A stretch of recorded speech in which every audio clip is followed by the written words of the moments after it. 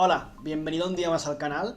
En este vídeo te voy a contar los motivos por el que plataformas como BlockFi, Nexo, YouHolder, que la mayoría de vosotros conoceréis, están condenadas o tienen gran probabilidad de quebrar en un futuro, como por ejemplo ha pasado con Celsius.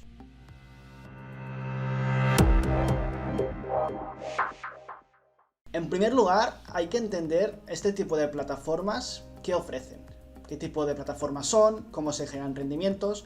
Y bueno, al final tened en cuenta que estas plataformas son plataformas centralizadas que ofrecen rendimientos prácticamente fijos, sin ningún tipo de posibilidad de pérdida, solo depositando tus stablecoins, USDC, USDT, DAI, etc. Y también depositando Bitcoin, Ethereum o incluso otras criptomonedas que son altcoin. Esto suena muy bonito porque al final tienes intereses fijos sin ningún tipo de riesgo a priori. ¿Por qué no invertir?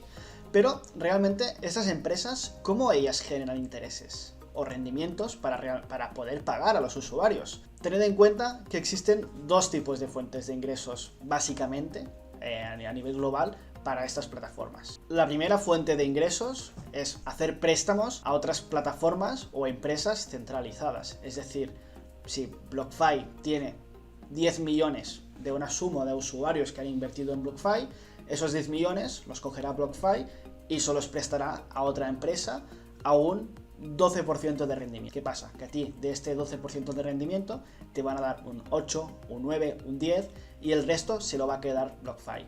Pero tened en cuenta que el mercado cripto es un mercado que está muy poco regulado a día de hoy. Esta empresa, BlockFi, no tiene ninguna certeza de que realmente a las empresas que les van a hacer estos préstamos se les vaya a devolver el préstamo. Entonces se puede dar el caso que BlockFi preste estos 10 millones a otra empresa, la empresa B, y esta empresa B no pueda devolver el dinero y se declare insolvente. Entonces BlockFi va a perder tu dinero. Cuando digo BlockFi me refiero a cualquier plataforma de los que estamos comentando. La segunda fuente de ingresos más típica es el DeFi, las finanzas descentralizadas. Tened en cuenta que las finanzas descentralizadas no dejan de ser un conjunto de actividades o un conjunto de operaciones dentro de un entorno descentralizado, es decir, que no estamos ahora en empresas centralizadas, donde se pueden generar intereses. Por ejemplo, haciendo también préstamos de forma descentralizado, haciendo yield farming, haciendo staking, haciendo otro tipo de actividades. ¿Qué pasa?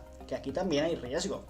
Cuando estamos haciendo staking o cuando estamos trabajando en un protocolo descentralizado, hay riesgos como el hackeo de este protocolo descentralizado, es decir, que venga alguien y robe esas criptomonedas. Esto es algo bastante típico y que ha pasado. Cada vez pasa menos porque está aumentando la seguridad, pero ha pasado y seguirá pasando. Después también hay otros tipos de riesgos más pequeños, pero que han ocurrido y que volverán a ocurrir, y es que básicamente, por ejemplo, una stablecoin como el UST del ecosistema de Terra, de repente está ligado al dólar y de repente en un día desaparece. Esa stablecoin que valía $1 y que tú tenías como protocolo o como empresa centralizada como BlockFi, Celsius o cualquier otra empresa de las que te he comentado, tenían ahí de forma descentralizada 100 millones, de repente esos 100 millones desaparecen. Entonces, estamos viendo que de las dos formas de ingresos, tanto haciendo préstamos a empresas centralizadas como operando en el mercado DeFi, tiene riesgo de posible pérdida. Hasta aquí todo normal. Cualquier tipo de operativa que te genere unos intereses, que te genere unos rendimientos, tiene un riesgo. ¿Qué pasa? Que si tú este riesgo lo tienes muy bien diversificado y en vez de hacer 3 préstamos haces 3000 y en vez de trabajar en un protocolo DeFi trabajas en 1000 protocolos DeFi, realmente el riesgo es mucho más pequeño y lo puedes diversificar muchísimo hasta cierto punto de que realmente si una empresa, por ejemplo, no te devuelve un préstamo, no es algo grave porque tú estás trabajando con 100 o con 1000 préstamos. O si un protocolo DeFi tiene un hackeo, no es algo grave porque realmente estás trabajando con 100 o con 300 protocolos DeFi. Entonces, esto, si realmente eres capaz de diversificarlo, es muy bueno. ¿Qué pasa? Que aquí viene el gran problema de estas plataformas, y es que ellos te aseguran unas ganancias donde tú pones un Bitcoin y realmente cuando tú salgas tendrás ese Bitcoin más tu ganancia. O tú, por ejemplo, pones $10.000 en stablecoins y cuando tú salgas tendrás esos $10.000 más las ganancias. No hay ningún tipo de pérdida. Y esto es el gran error de estas plataformas. Por cierto, aprovecho para decir que por favor, si os gusta el contenido, os suscribáis. Si no estáis de acuerdo en algo, que puede ser, hagáis algún comentario y bueno, que vayamos viendo un poco cuál es vuestra interacción. Sigamos, como yo decía, realmente este tipo de operativas tienen riesgos. Y aunque tú lo tengas muy bien diversificado, es probable que cuando sobre todo vengan mercados bajistas como ahora, pues 4 empresas no te paguen y tengas pérdidas, algunos protocolos DeFi tampoco puedas sacar la liquidez, otros protocolos DeFi tengan hackeos y tú, por ejemplo, si estabas gestionando 1000 millones, ahora solo te quedan 700 millones. Entonces, de entre lo que tú dices que tienes, que son 1000 millones, y lo que realmente tienes, que son 700 millones porque te han fallado distintas operaciones, hay un descuadre de un 30%. Entonces, entramos en dos escenarios. El primer escenario es, yo como empresa digo que hay una pérdida y entonces si tú como usuario tenías 10.000 euros, oye, ahora a ti te quedan 7.000. Ha habido este suceso de problemas y ahora tienes 7.000. Sí que es verdad que has ido generando intereses, entonces se te compensa bastante, pero obviamente tienes una pérdida. ¿Pero qué hacen ellos? No dicen que hay ningún tipo de pérdida. Tú como usuario tienes tus 10.000 dólares que tenías al inicio y esto obviamente como usuario es muy bonito porque no hay ningún tipo de pérdida, pero ¿qué pasa? Que si empiezan a salir una gran cantidad de usuarios, realmente estos usuarios están retirando más dinero del que les tocaría, porque ahora mismo hay una pérdida de un 30%. Entonces, esto puede llegar a cierto punto de que los usuarios vacíen completamente las cuentas y los usuarios que se han quedado ahí a largo plazo confiando en estas plataformas, ven como de repente han perdido todo su dinero. Y sí, sé que a nadie le gusta perder un 10 o un 20, un 30%, pero estamos hablando de inversiones y de inversiones cripto. Tiene mucho riesgo.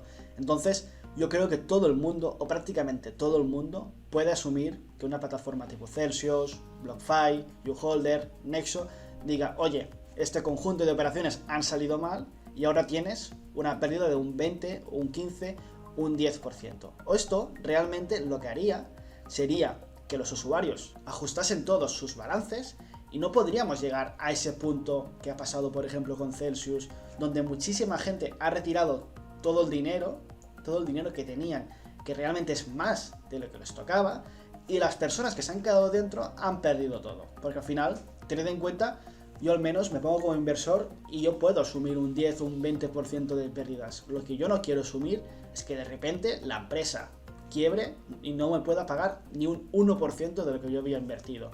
Y esto es tan sencillo como cambiar un poco el sistema que tienen estas empresas para trabajar. Y bueno, sí que es verdad que no lo hace tan atractivo, porque si tú no tienes asegurado tu capital, pues no te va a interesar tanto invertir. Pero realmente esto se ajusta más a la realidad. Y si hay una pérdida de un 10, de un 20 o de un 30%, el usuario tiene que aceptarlo. Porque de lo contrario, llegará el día que, por lo que sea, por un mercado bajista, por miedo, muchos usuarios retiren su dinero y de repente las personas que están dentro y que han confiado se han quedado a cero. Entonces yo incito a esas empresas a reevaluar su modelo de negocio y realmente hacer ver a los usuarios que la pérdida es algo normal y más dentro del mercado cripto y que cambien un poquito su estructura para que no pasen estas cosas. Y solo si realmente esas empresas son capaces de hacer eso, no estarán destinados prácticamente al 100% a su quiebra, que es lo que yo creo que a día de hoy estas empresas